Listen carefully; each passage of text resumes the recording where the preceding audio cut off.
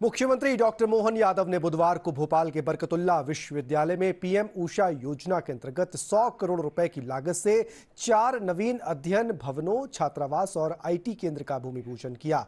विश्वविद्यालय में नवाचार केंद्र, 2240 कंप्यूटरों वाली डिजिटल लैब और ई लाइब्रेरी स्थापित की जाएगी। इस दौरान मुख्यमंत्री ने ज्ञान विज्ञान परिसर में आयोजित दीक्षारंभ समारोह में भी शिरकत की। इस मौके पर उच्च शिक्षा मंत्री इंदर सिंह परमार और कुलगुरु प्रोफेसर एसके जैन सहित कई गणमान्य नागरिक मौजूद रहे। कार्यक्रम को संबोधित करते हुए मुख्यमंत्री ने प्रधानमंत्री नरेंद्र मोदी की दूरदर्शिता की सराहना करते हुए कहा कि भारत शिक्षा और तकनीक में वैश्विक मिसाल बन रहा है। उन्होंने कहा कि विश्वविद्यालय में अध्ययनरत प्रत्येक विद्यार्थी अपने पैरों पर खड़ा हो, इसके लिए रोजगार परक और व्यवहारिक कोर्स चलाए जाएंगे ताकि विद्यार्थी केवल डिग्री ही नहीं बल्कि रोजगार की दिशा में भी सक्षम बन सकें। साथ ही समय की मांग के अनुसार नवीन और आधुनिक कोर्स खोले जाने की भी घोषणा की। वर्ष 2047 के विकसित भारत के सपने को साकार इसी दिशा में प्रधानमंत्री आज के दौर में जो और रोजगार परक कोर्स हो सकते हैं, जैसे हमारा एग्रीकल्चर के साथ साथ कॉटन इंडस्ट्री में, फैशन डिजाइनिंग में, बहुत सारे सेक्टर में संभावना है।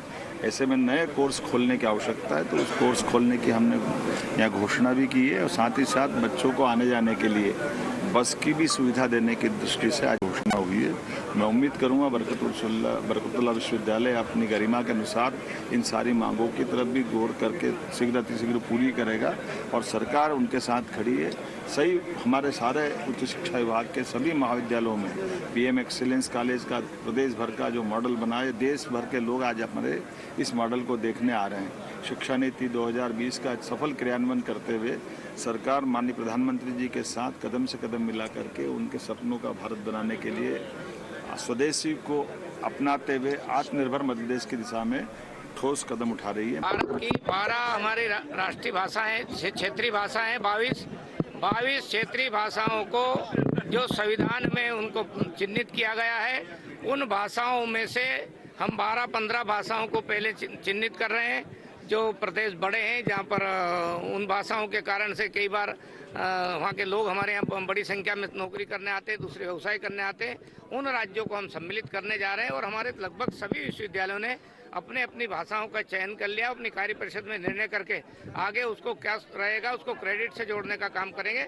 वो हमारे जो शिक्षा विभाग के एक्सपर्ट है वो उसको काम करेंगे। कुछ दिनों पहले एक माननीय मंत्री जी ने समीक्षा बैठक ली थी, उसमें 22 भाषाओं के बाबत सभी विश्वविद्यालय कुलगुरु और कुल सचिव साहिबान थे उसमें।